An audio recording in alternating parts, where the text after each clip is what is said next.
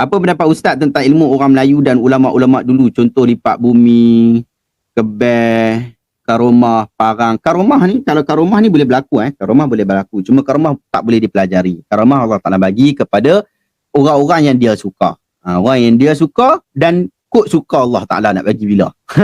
Tak semestinya dia ni adalah orang yang soleh, Allah Ta'ala akan bagi karomah pada setiap waktu. Tak semestinya.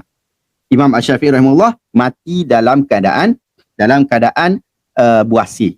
Tetapi di dalam cerita yang lain juga menyebutkan bahawa Imam Syafi'i mati disebabkan kena pukul dengan orang Arab Mesir. Orang Arab Mesir pukul Imam Syafi'i. Antara sebabnya Imam Syafi'i sebabkan pandangan yang berbeza dengan mazhab Malik. Gila betul. Pandangan mazhab Syafi'i tak diterima pada waktu ketika itu oleh ramai daripada kalangan orang yang berada di Mesir. Tapi 300 tahun kemudian negara Mesir menjadi negara bermazhab Syafi'i. Imam Syafi'i kena katok, kena pukul dengan orang bermazhab Malik di ketika di Mesir. Sebahagian para ulama menggabungkan kedua cerita tu. Dia kata Imam Syafi'i mati disebabkan buasir, dan buasir tu berlaku disebabkan kena katok, kena pukul dengan orang Mesir. Saya ada sebut sikit tak berkaitan tentang hal ni dekat dalam ni berkaitan tentang sikit sejarah tentang Imam Asy-Syafi'i. Kisah kewafatan Imam Asy-Syafi'i. Cuba sebut tentang kisah kewafatan Imam Syafi'i.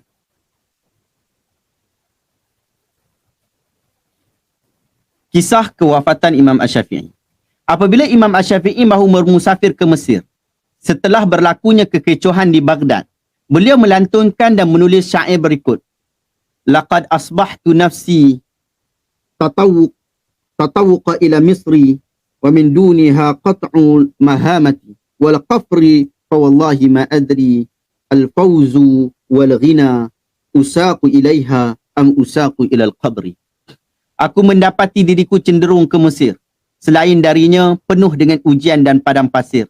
Demi Allah, aku tidak tahu adakah aku akan berjaya dan kaya sampai ke sana atau ke kubur. Tak tahu nasibnya. Imam Asy-Syafi'i tahu bahawa Mesir orangnya bermazhab Malik serta terlalu taksub dengan Imam Malik. Mereka mendahulukan Imam Malik berbanding Rasul sallallahu alaihi wasallam. Al-Imam Al-Bahaqi menyatakan, Syafi'i menulis buku menyanggahi Malik kerana telah sampai berita kepadanya bahawa negara-negara Andalus mempunyai kopiah Malik, milik Malik yang mereka berdoa meminta kepadanya. Apabila dikatakan kepada mereka Rasulullah berkata, mereka akan berkata Malik berkata. Ui gila. Lalu Asy-Syafi'i menyatakan Malik adalah manusia biasa yang juga boleh tersalah. Ia mendorong Syafi'i menulis buku yang bagi menunjukkan percanggahan dia dengan Malik. Setelah penulisan buku demikian, orang-orang bermazhab Malik di Mesir menjadi marah. Lalu mereka melancarkan perang dengannya. Orang-orang awam mencaci Asy-Syafi'i secara terbuka. Manakala ulama pula mendoakan keburukan kepada Asy-Syafi'i. Ulama-ulama pula mendoakan keburukan kepada Asy-Syafi'i. Al-Kindi menyatakan, apabila Asy-Syafi'i memasuki Mesir, Ibn Al-Munkadir menyeru dari belakang dengan berkata, kamu masuk ke negeri ini lalu memecah belahkan kami dan membawa kami kepada keburukan. Ibnu Al-Munkadir ni bukan ulama biasa ni, ulama besar mazhab Malik Dan membawa kami kepada keburukan. Semoga Allah pisahkan ruh dan jasad kamu. Demikian juga berlaku kepada anak murid yang rapat dengan Imam Malik, yang mempunyai peranan besar menyebarkan mazhab Malik di Mesir. Beliau ada Al-Ashhab bin Abdul Aziz. Beliau mendoakan supaya Syafi'i mati. Ibn Asakir meriwayatkan dari Muhammad bin Abdullah bin Abdul Hakim bahawa Ashhab bin Abdul Aziz berdoa ketika sujud, Ya Allah, matikanlah Syafi'i, kerana jika engkau biarkan dia hidup, nescaya akan terhapuslah mazhab Malik. Setelah itu pengikut mazhab Malik memukul Imam Syafi'i dengan tongkat sehingga menyebabkan kesakitan yang membawa kematian. Beliau meninggal ketika umur 54 tahun, dimakamkan di Fustat, Mesir pada tahun 204 Hijriah. Sebagai riwayat yang lebih kuat menyatakan beliau meninggal akibat derita buasir. Imam Muzani masuk bertemu Syafi'i ketika waktu beliau menderita sakit. Kaifa asbahta ya ustaz? Bagaimana keadaanmu wahai tuan? Beliau menjawab, asbahtu minad dunya rahila wal ikhwani mufariqah walil ka'sil maniyati syariba wa 'ala Allahi waridah wa lisu'i 'amalil mulaqi. Pagi ini aku akan melakukan perjalanan meninggalkan dunia, akan berpisah dengan kawan-kawanku, akan meneguk gelas kematian, akan menghadap kepada Allah dan akan menjumpai keburukan amalanku. Allah Azza. Asy-Syafi'i. Ini Asy-Syafi'i. Allah Azza. Asy-Syafi'i. Allah. Al-Imam. Begini yang dirasakan oleh imam. Apa yang kita rasa sikit sangat. Ini yang kita kata imam sungguh. Ketika hidupnya tidaklah rasa hebat. Tidak, Allah Ta'ala bagi karamah kepada dia untuk orang pukul dia. Orang pukul dia, dia tetap hidup biasa. Dia tidak ada karamah tu. Orang pukul dia, dia boleh kebas dah. Ini Imam Syafi'i, bos.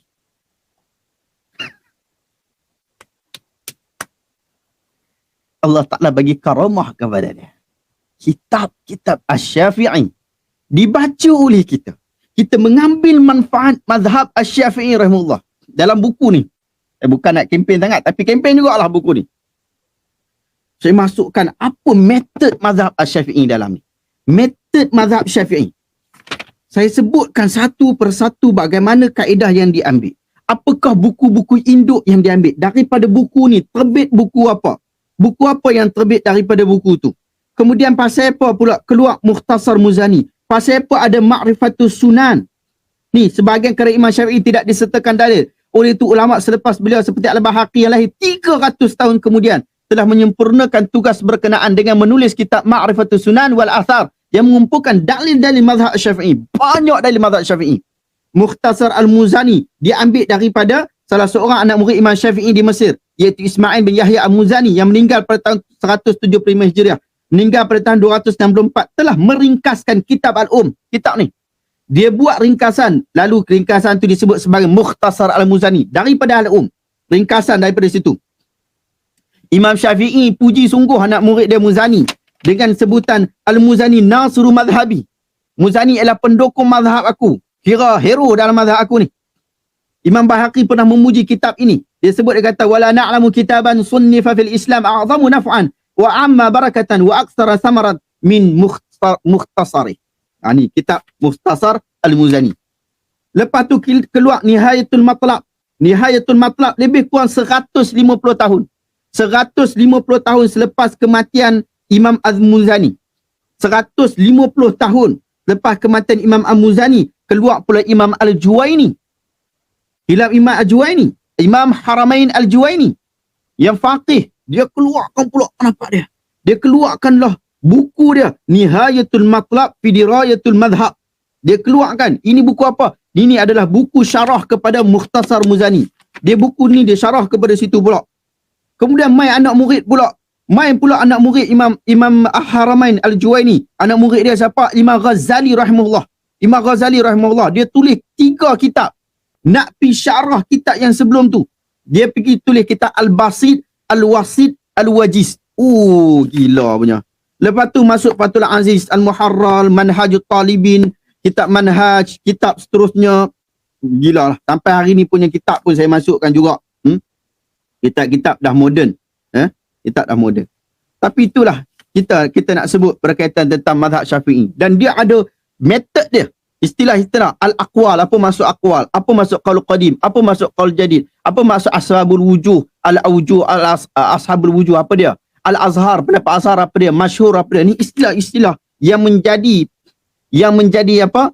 Menjadi mazhab, menjadi metod yang digunakan oleh mazhab Asy-Syafi'i. Mazhab Syafi'i cukup akademik. Saya suka. Sebab mazhab Syafi'i paling mudah nak jumpa dalil. Satu dari sudut dalil paling mudah nak jumpa. Dan daripada sudut perbincangan akademik, antara yang paling clean. Saya suka lah. Antara yang paling clean.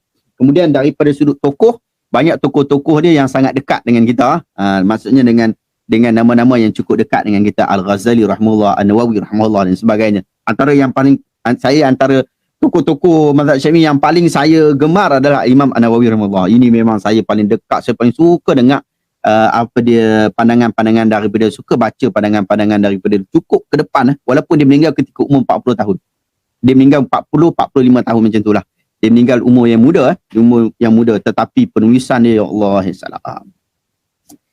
Karamah. Itu bincang berkaitan tentang karamah. Itu karamah. Allah Ta'ala bagi. Karamah yang kita punya ni, ilmu lipat bumi, apa bagai, kebai, apa semua ni, kadang-kadang kita dakwah lebih pada orang lain. Kadang-kadang terpalit dengan masalah jin, masalah syaitan, masalah yang bercanggah dengan agama, bercanggah dengan syariat.